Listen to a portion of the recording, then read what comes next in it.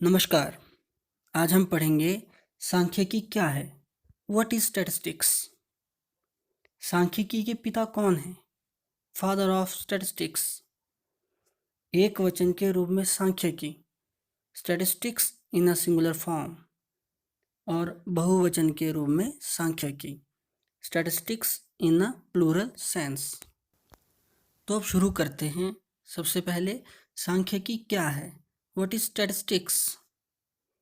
अब यहाँ पर देखिए, आप एक एग्जाम्पल है।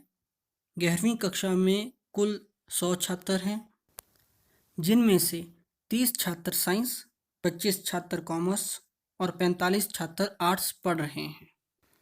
इसको पढ़ते ही आपको जानकारी मिल गई, सूचना मिल गई कि 11वीं कक्षा में 100 छात्र हैं, जिनमें से 30 साइंस पढ़ रहे हैं, 25 कॉमर्स और 45 आर्ट्स। तो 30, 25 और 45 क्या है? संख्या है, अंक है, जिनके द्वारा आपको सूचना मिल रही है। तो सांख्यिकी क्या है? सांख्यिकी अंकों के रूप में व्यक्त की गई सूचना है। तो अब हम इसे लिखते हैं। सांख्यिकी स्टैटिस्टिक्स क्या है? सांख्यिकी अंकों के रूप में व्यक्त की गई सूचना है। उदाहरण, भारत की जनसंख्या सन 2001 में 102.7 करोड़ थी, जो 2015 में बढ़कर लगभग 127 करोड़ हो गई। ये जो स्टैटिस्टिक्स शब्द है, ये लैटिन भाषा के स्टैटिस से लिया गया है, जिसका अर्थ है राजशिल्प की कला, स्टेट्समैन्स आर्ट। अच्छा, प्राचीन समय में क्या होता था कि जनसंख्या, धन, निर्धनता आदि से संबंधित जितनी भी मात्रात्मक आंकड़े इकट्ठे किए जाते थे, उनके आधार पर राज्य से संबंधित वित्तीय निर्णय और साथ में नीतियां बनाई जाती थी। अच्छा, 1749 में सबसे पहले गॉटफ्राइड ओकेनवाल ने इसे सांख्यिकी विषय के रूप में उभारा, इसलिए उन्हें सांख्यिकी का पिता या जनक भी कहा जाता है। तो हमारा नेक्स्ट क्वेश्चन है कि सांख्यिकी का जनक या पिता कौन है? तो उत्तर गॉटफ्राइड ओकेनवाल। अब जैसा हम पहले पढ़ चुके हैं शास्त्र के बारे में कि उसकी अलग अलग परिभाषाएं दी गई हैं समय के आधार पर, जैसे धन संबंधी परिभाषा, भौतिक कल्याण संबंधी परिभाषा आदि। वैसे ही अलग अलग अर्थशास्त्रियों के द्वारा सांख्यिकी की परिभाषाओं को भी विस्तार दिया गया और इन परिभाषाओं को फिर दो भागों में बांटा गया। एक वचन के रूप में सांख्यिकी और दूसरा बहुवचन के रूप में सांख्यिकी। एक वचन के रूप में सांख्यिकी, स्टैटिस्टिक्स इन सिंगुलर फॉर्म या सिंगुलर सेंस। अच्छा, अभी हमने पढ़ा कि सांख्यिकी क्या है? अंकों के रूप में व्यक्त की गई सूचना है। ये तो कंक्लूजन हो गया। लेकिन अंकों के रूप में जो सूचना व्यक्त की जा रही है, उसको ज्ञात करने के लिए हमने कोई प्रोसीजर अपनाया होगा, हमने कई सारे कदम उठाए होंगे, हमने कई सारी तरीके अपनाए होंगे। वही एक वचन सांख्यिकी है। तो उद्देश्यों या अनुसंधान की प्राप्ति के लिए आंकड़ों का एकत्रीकरण करना, आंकड़ों का विशेषताओं के आधार पर फिर वर्गीकरण करना, फिर उनको अलग अलग तालिकाओं के द्वारा, चित्रों के द्वारा प्रस्तुत करना, फिर उस आधार पे उनका विश्लेषण करना, और विश्लेषण करने के पश्चात निर्वचन या निष्कर्ष निकालना।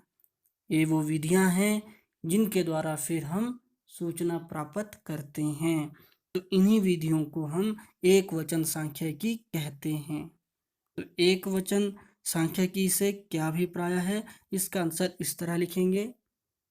एक वचन के रूप में सांख्यिकी से अभिप्राय सांख्यिकी विधियों से है, या इसे यूं भी लिख सकते हैं, एक वचन के रूप में सांख्यिकी से हमारा अभिप्राय आंकड़ों के एकत्रीकरण, वर्गीकरण, प्रस्तुतिकरण, विश्लेषण और निर्वचन से है। अब नेक्स्ट इंपॉर्टेंट क्वेश्चन कि सांख्यिकी की एक वचन के रूप विशेषताएं क्या है, या सांख्यिकी की विभिन्न अवस्थाओं का वर्णन करो, या सांख्यिकी उपकरणों का वर्णन करो, या फिर सांख्यिकी विधियां क्या हैं। ये सभी एक ही बात है, क्वेश्चन आपको किसी भी तरह आ सकता है। तो अब इसका आंसर करते हैं हम। डिस्कशन पहले किया जा चुका है। सांख्यिकी विधियां।